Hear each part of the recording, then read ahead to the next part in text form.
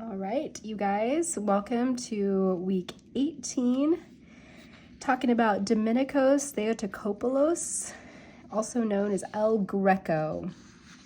This was my favorite script in y'all's binder, but just a few things. He was born in 1541, died in 1614. He was born on the Greek island of Crete, but settled in Spain, where he became a great painter, sculptor, and architect. El Greco means the Greek.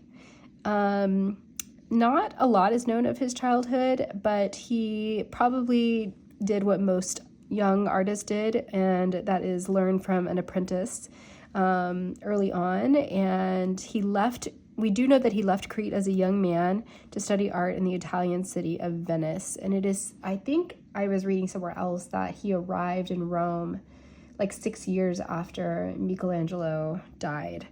So he didn't become super popular until he moved to Spain in 1577, where he began painting religious scenes for the cathedral in Toledo. So I know that we had talked about, it also goes on to say that, he's known for this style of elongated, long bodies. And I even know in our tutor meeting originally we were going to kind of do different things for every class this week. And I really did not feel inspired by this. All of the activities kind of in the binder were very disjointed. The bigger kids would do the shoe tracing with the perspective, and the little kids would cut bodies and then tape them down and then make them long and then lay a sheet of paper over them. And I don't know, I just feel like the current tutorials that are out there for this artist are kind of disjointed. And so in an effort to bring some unity to our campus and for this week and kind of end on a strong note, I noticed that he painted a lot of portraits, and these are just some of them. The older students, for their final project, I guess, is to paint a self-portrait in the style of El Greco, just kind of freehand. And I think that Kratzer and Ozdike's class can do that, and this is just kind of like my version of that for their tutorial. And so I am pairing Mahala, I'm pairing the ABCers with Apprentice 1, Apprentice 2, and Journeyman 1. I'm looping that group together for this activity, and they are going to do their own version of a self-portrait, but they have a little bit more help. So I made this template. I found this template on Teachers Pay Teachers, and I wish I could remember the person's name doing this. But this was for the guys, and this was for the girls.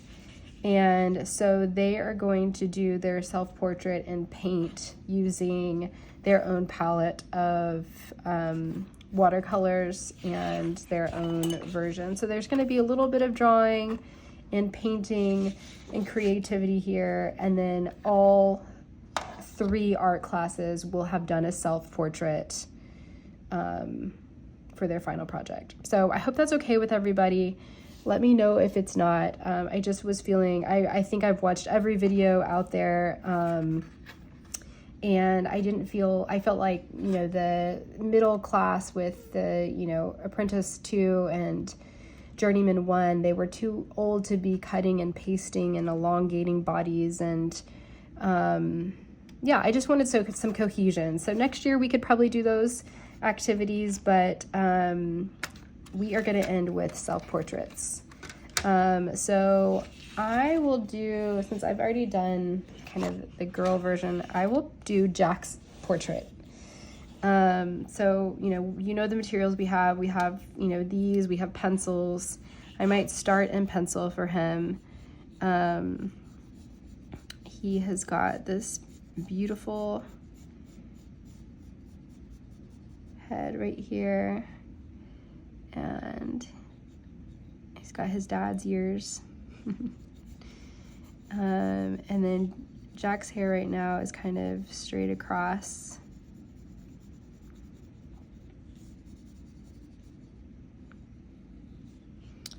And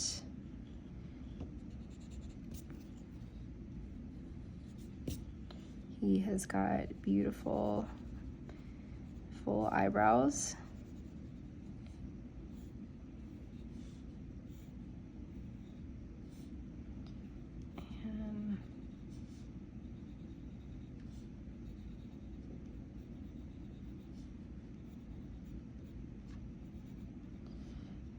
And beautiful button nose.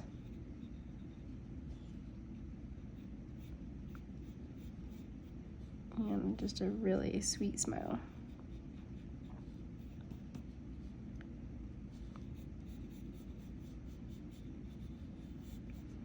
Okay, so once I have that here, I can go over it in my felt tip pen, which we have available for you guys.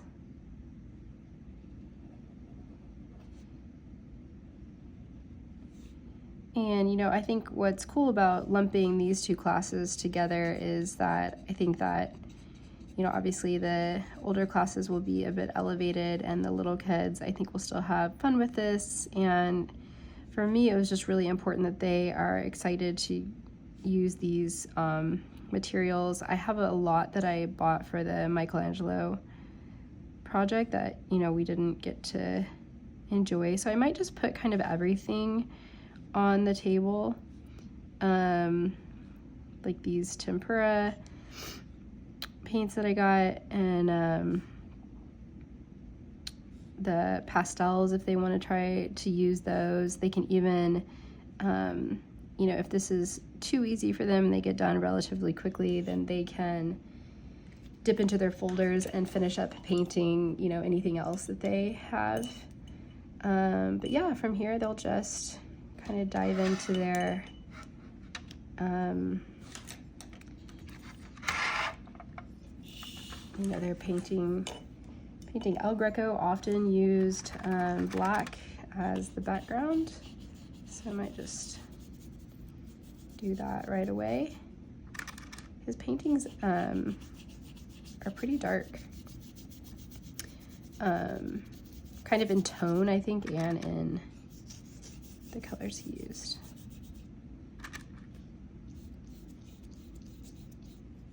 So yeah,